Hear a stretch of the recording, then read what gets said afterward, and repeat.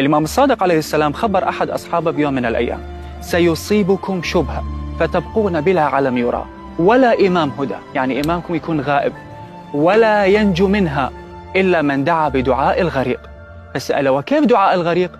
قال: أن تقول: يا الله يا رحمن يا رحيم يا مقلب القلوب ثبت قلبي على دينك. فالرجل قال: الله مقلب القلوب والأبصار؟ الإمام قال: إن الله مقلب القلوب والأبصار، لكن قل كما أقول: يا الله يا رحمن يا رحيم يا مقلب القلوب ثبت قلبي على دينك. هذا الدعاء خليه دستور يومي بحياتك. الله سبحانه وتعالى إن شاء الله يوفقك حتى تكون ثابت على خطى أهل البيت في هذا الزمن المليء بالشبهات والفتن. بسم الله الرحمن الرحيم، اللهم صل على محمد وعلى آل بيت محمد كما صليت على إبراهيم وعلى إبراهيم إنك حميد مجيد. مرحبا حبايب قلبي، شلونكم؟ شخباركم؟ إن شاء الله تكونوا بألف خير تشوفون فيديو اليوم. إن شاء الله فيديونا لليوم كله طاقة إيجابية وصحة وسلامة إن شاء الله على العام الجديد. هذا إن شاء الله آخر روتين بالعام السابق، يعني 2022، وإن شاء الله نبدأ عام جديد اللي هو 2023 إن شاء الله خير وصحة وسلامة للجميع، ويرزقكم إن شاء الله الذرية الصالحة. اللي ما عندكم ذرية والما متزوج يتزوج إن شاء الله، واللي ما عنده بيت الله يرزقه بالبيت، وكل شيء وكل شيء بهاي الدنيا الحلو يضوقكم إياه إن شاء الله يا رب العالمين. وإن شاء الله ما تشوفون شر هاي السنة يا ربي.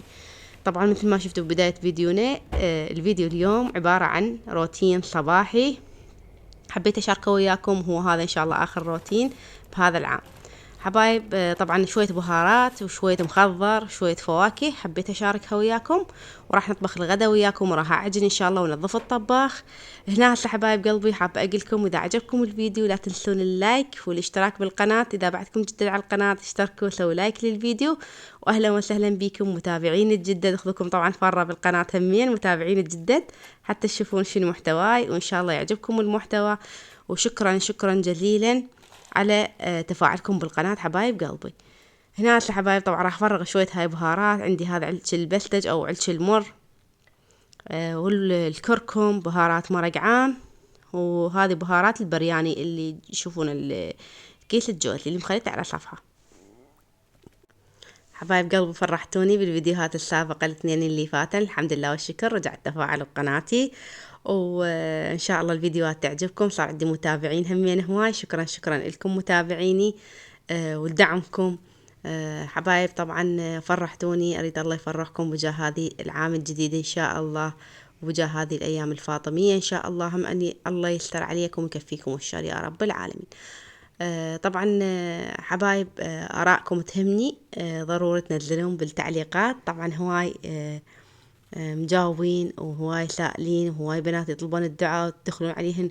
ضروري البنات اللي تدخلن يطلبون الدعاء يعني طالباتها منكم مو بس من عندي، يعني منكم كلكم. أنا شريد أسوي انتو إذا تعاونتوا عليها احتمال ودعيتوا لها يمكن بيكم واحد أو اثنين أو كلكم اللي تردون عليهم نيتكم صادقة، لأن لو مو نيتكم صادقة ما دخلتوا على التعليق ورديتوا عليها، تردون عليها بالدعاء وإن شاء الله بميزان حسناتكم حبايب قلبي.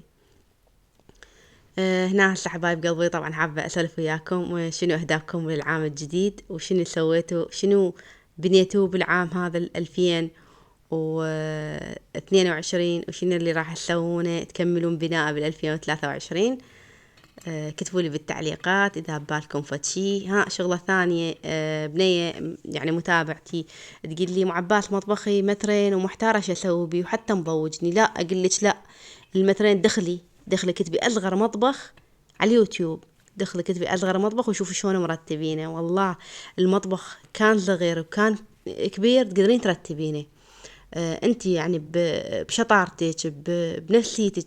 هو تغيير إلك للنفسية مالتك، حتى لو هيك تغيرين تخلين بيه فد مسهرية صغيرة، تخلين بيه فد أي شيء، يعني أي شيء. يعني هسه هذا اللي شفتوه ترى مطبخ الحار كله متر ونص بمتر ونص، يعني كله مطبخي متر ونص بمتر متر 70 متر و50 هيك.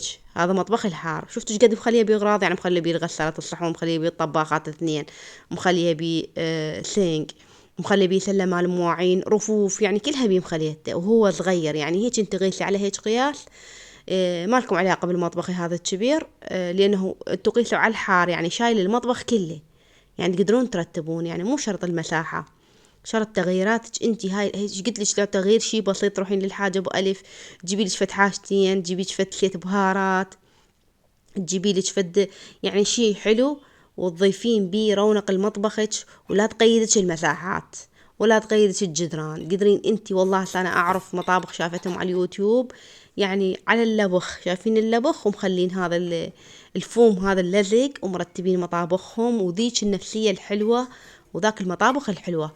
فأنا ما أريد وحدة من متابعاتي تقولي نفسيتي تعبانة، مو بالحيف أنا موجودة نفسيتي تعبان. نفسيتي تعبان لا تشد بالشاق وياكم شني.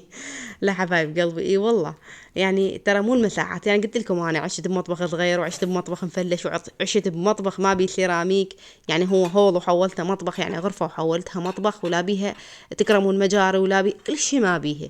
عشت يعني كل الظروف عشت، والحمد لله والشكر. قلت لكم الله سهل بعدين، بعد تعب وعناء ودين وقصد الحمد لله والشكر حطينا البيت ان شاء الله. يقول ربي يقول اسعى يا عبدي وانا عينك، يعني ما حد حقق حلمه وهو نايم، ما حد حقق حلمه وهو بمكانه.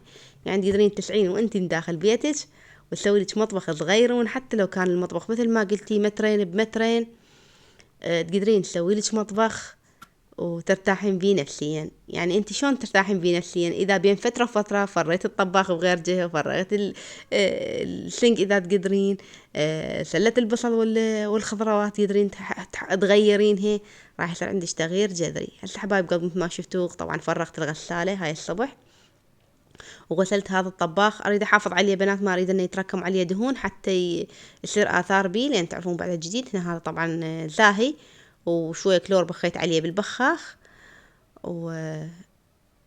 ومسحته حتى انه بجهزه للطبخ. راح انظف وياكم السنك واقطع وياكم الدجاج، واتمنى حبايبي نصايحي تستفيدون من عدها. ويلا انتي وينك المطبخ الصغير؟ يلا تقعدي سوي لي تغيير، هسه تغيير بالمطبخ الصغير، رتبيه وخلي لي اشياء صغيرونه، ودائما خلي الاشياء تعليق بالحائط، لا تخلينها اذا انت المساحه من جوا مضايقتك، خلي الاشياء تعليق بالجدران. وهنا هسه وحبايب قلب وحده من بناتهم من ذاكرت لي من قلت لكم رايكم، طبعا رايكم يهمني، هسه اريد رايكم في كل فيديو تكتبوا لي رايكم، اتقبل كان سلبي وكان نقد وان كان يعني ايجابي اتقبله. كاتبت لي ام عبوس مطبخك حلو بس مهوس. اذا تقصدين على هاي المواعين، فهي هاي المواعين يعني هي هاي نستخدمها يوميا، يعني وين اخليها؟ ومثل ما تعرفون كاونتري كلش صغير، يعني يلا شايل لي مواعين الجدد ومواعين الطبخ يعني مالت القناة. عندي ما شاء الله يعني مواعين هواي يعني، ويلا شايل لي المواعين. فان شاء الله بالايام الجايه راح اسوي تغييرات، يعني راح اسوي لي ملحق صغير، يعني قلت لكم عليه بالفيديوهات السابقه انا راح اصنعه ان شاء الله. اذا صنعته اسوي لكم ان شاء الله بالايام الجايه. حبايب طبعا حابة أذكركم تصلون على محمد وعلى آل بيت محمد، وبسم الله الرحمن الرحيم، ولا إله إلا أنت سبحانك إني كنت من الظالمين.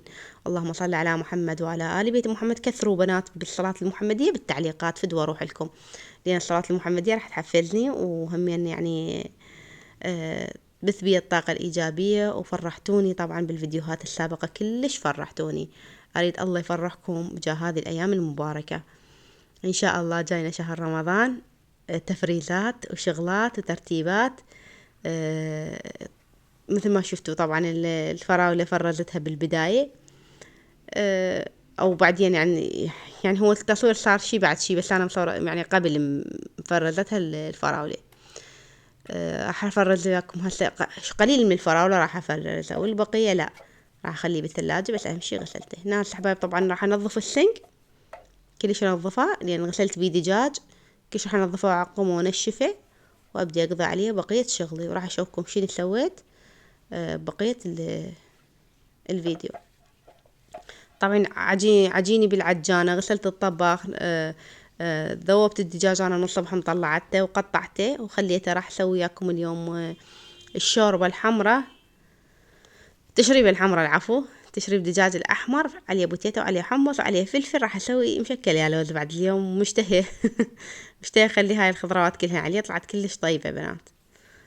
طريقة همين كلش سهلة وسريعة. طبعا ضروري السنك بعد ما اخلص. هاي عندي ماي وكلور مخليته بالبخاخ، وراح انشف السنك. طبعا بنات هذا الصينية هي شوية حاطتكم ومتأثرين عليها، لأنه حاطتها أنا مغطية بيها البواري مالت الغسالة مالت الصحون. لأن مثل ما تعرفون بنات أنا بالتأسيس يعني نسيت ما خليت، يعني ما كان ببالي أخلي غسالة الصحون ولا كانت جاية على بالي. يعني مغطية بيها البواري. هنا هسه حبايب هذا شكل مطبخي صار بعد التنظيف. طبعا هاي قبل طبخ الغداء، طبعا بعد طبخ الغداء ولا كأني منظفة ولا كأني أي شي. مطبخ صار أنيق ونظيف، حتى إنه واحد صار عنده واحد يقضي له شغلات بيه. عندي هذه الفراولة بنات راح أطلع من عندها التعبانة، لازم تجي كم قطعة بيها خربانة. راح أذبها وراح أفرز قسم، وقسم راح أنظفها كل زين بنات. هاي الفراولة إذا انغسلت وخليتيها بالثلاجة، نشفتيها من الماء كلش، خليتيها بالثلاجة تظل حتى 5 أيام أسبوع تظل. يعني تعرفون الفراولة ما تتحمل، تظل بالثلاجة يقدرون ياكلون من عندها، وحتى لونها يصير لونها أحمر هيك مثل الماروني، لونها كلش حلوة تصير. فرزوا بنات طبعا فرصة هاي، فرزوا أي شي تفريزات عندكم. الطرشي همين تقدرون تسوون الطرشي الأحمر، قرنابي طولة هانة وشوندر ولفت، هذا اللي هو الشلغام، يقدرون تسوي لكم همين اللي تحبونه. طبعا مثل ما شفتوا بالفيديوهات السابقة أنا سويت بس علبة صغيرة، لأنه هو بس أنا أكل هذا الطرشي. جمعت يعني قلة ياكلونه كلش قليل، يعني ما يستوجب أسوي هواي. بس راح أسوي إن شاء الله قبل رمضان، أسوي لي سطل طرشي أو علب صغار همين. إحنا ما نحب الطرشي برمضان، يعني أنا إحنا عندنا كعائلة، ما أدري بعد أنتم مثلي ما تختلفون. شهر رمضان حالة من حال أيام الجاية، يعني نضيف له إضافات، بس إضافات قليلة. ناس حبايب قلبي طبعا هاي الفراولة جهزت واتمناها قدامكم. طبعا هاي 3 علب بنات، ما يقارب كيلو. 3 علب 2000 جبناهن همين، يعني رخيصة اليوم مناسبة. يعني مرات حتى تلقون 4 علب ب2000 إذا مثلا المغرب أو شي ومستعجلين. الفراولة قلت لكم ما ظلعتهم، يعني تخرب الثاني يوم، يبيعها بسعرها وأحسن ما تظل عليه. فرزت كمية كلش قليلة، اللي فرزته شلت من عنده هذا الوردة، واللي ما فرزته خليتها، لأنه خاف أزين فتشي. هاي يعني الوردة حلوة شكلها بالتزيين. حبايب طبعا ولو هو تقولون بعد وقت عن رمضان، أنا ما جاي أقول لكم يعني فرزوا أشياء، بس هاي فرزوا هاي الشغلات من شهر رمضان، من 4 شهر بعد ما تلقوها بالسوق. يعني الفراولة تنقرض من 4 شهر بعد ما تبقى. مثل الشوندر، الشلغم، تفريزات جزر، بازاليا، هاي شغلات كلها خلوها. لأن تعرفونها تقولون جزر موجود عطول السنة، بس يغلي، يعني تجي له أوقات يغلي يصير غالي، مو مثل هسه رخيصة وحلو ترف كلش حلو. هسه الجزر كلش حلو، يعني هسه الفواكه كلش حلوة والخضروات. هنا هسه حبايب طبعا الدجاج هذا بعد ما قطعته ونشفته، ضفت له بصلة ورق غار وبصل وبتيتة وفلفل حار وبارد وبهارات التشريب. هسه هنا حبايب قلبي طبعا غسلت الخضرة وخليت المكونات كلهن سوية، مو كلهن سوية، يعني فرق بين مكون ومكون دقيقتين، وحملت تنحمل زين. هنا هسه حبايب قلبي طبعا فيديونا شارف على الانتهاء، ومرقتنا استوت او تشريبتنا استوت الحمراء، وهذا شكلها صار شكلها يشهي. سوينا تشريب خبز وتمر وراشي وخضرة ونعمة الله كلها. وهنا هسه حبايب قلبي سهمكم العافية وعلينا بألف عافية. فيديونا شرف على الانتهاء، حابة أقول لكم تصلون على محمد وعلى آل بيت محمد لا تنسون، ولا إله إلا أنت سبحانك إني كنت من الظالمين. سبحان الله والحمد لله ولا إله إلا الله، الله أكبر. اللهم اغفر لي وللمؤمنين والمؤمنات الأحياء منهم كان والأموات. حبايب قلبي أتمنى الفيديو كان خفيف وظريف عليكم، وفيديو إن شاء الله انتظرونا فيديوهات جديدة، وأترككم في حفظ الرحمن، ومع ألف سلامة حبايب قلبي.